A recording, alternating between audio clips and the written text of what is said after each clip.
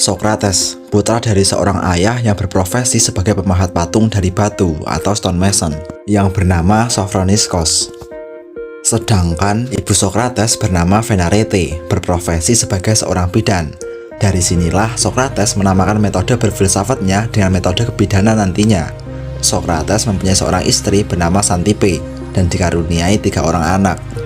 Secara historis, filsafat Socrates mengandung pertanyaan karena Socrates sendiri tidak pernah menuliskan sebuah buku yang menuangkan buah pemikirannya. Adapun apa yang dikenal sebagai konsep Socrates pada saat ini, landasannya yaitu berasal dari catatan oleh Plato, Xenophon, dan siswa-siswa Socrates lainnya. Yang paling terkenal diantaranya yaitu penggambaran Socrates dalam dialog-dialog yang ditulis oleh Plato. Dalam karya-karyanya, Plato selalu menggunakan nama gurunya sebagai tokoh utama, sehingga sangat sulit memisahkan gagasan Socrates yang sesungguhnya dengan gagasan Plato yang diantarkan melalui mulut Socrates. Nama Plato sendiri hanya disebutkan 3 kali dalam karya-karyanya, yaitu 2 kali dalam Apologi dan sekali dalam Phaedrus. Socrates dikenal sebagai seorang yang tidak tampan, berpakaian sederhana tanpa alas kaki, dan berkeliling mendatangi masyarakat Athena berdiskusi soal filsafat. Beliau melangsungkan hal ini pada awal mulanya didasari oleh satu motif, yaitu untuk mencari kebenaran suara gaib yang didengarnya dari kawannya dari Oracle Delphi yang mengatakan bahwa tidak ada orang yang lebih bijak dari Socrates. Merasa tidak bijak, beliau berkeliling membuktikan kekeliruan suara tersebut. Beliau mendatangi satu-satu orang-orang yang diasumsikan bijak oleh masyarakat pada saat itu, dan beliau mengajak dialog tentang beragam masalah tentang kebijaksanaan. Metode berfilsafatnya inilah yang beliau sebut sebagai metode kebidanan.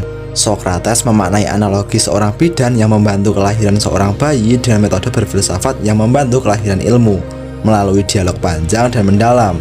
Beliau selalu mengejar ruang lingkup absolut tentang suatu masalah kepada orang-orang yang diasumsikan bijak.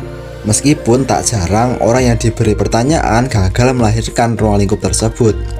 Pada akhirnya, Socrates membenarkan suara gaib tersebut berdasarkan satu pengertian bahwa dirinya yaitu yang paling bijak, karena dirinya kenal bahwa ia tidak bijak, sedangkan mereka yang merasa bijak pada landasannya tidak bijak, karena mereka tidak kenal jikalau mereka tidak bijak. Metode berfilsafatnya inilah yang memunculkan rasa sakit hati terhadap Socrates.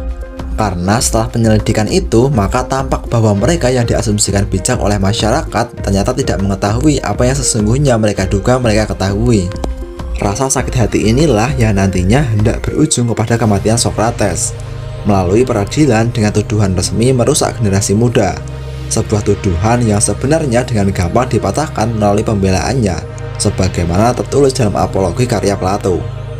Socrates pada akhirnya wafat pada usia 70 tahun dengan metode meminum racun sebagaimana keputusan yang diterima dari pengadilan dengan hasil voting 280 mendukung hukuman tidak bernyawa dan 220 menolaknya.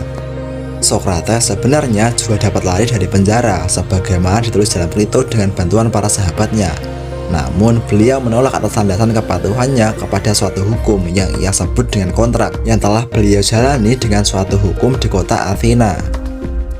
Peninggalan konsep Socrates yang paling penting ada pada metode beliau berfilsafat dengan mengejar satu ruang lingkup absolut atas satu permasalahan melalui satu dialektika.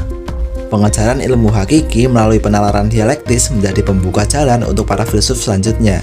Perubahan fokus filsafat dari memikirkan alam menjadi manusia juga diceritakan sebagai jasa dari Socrates. Manusia menjadi objek filsafat yang penting setelah sebelumnya dilupakan oleh para pemikir hakikat alam semesta. Konsep tentang manusia ini menjadi landasan untuk perkembangan filsafat etika dan epistemologis di kemudian hari.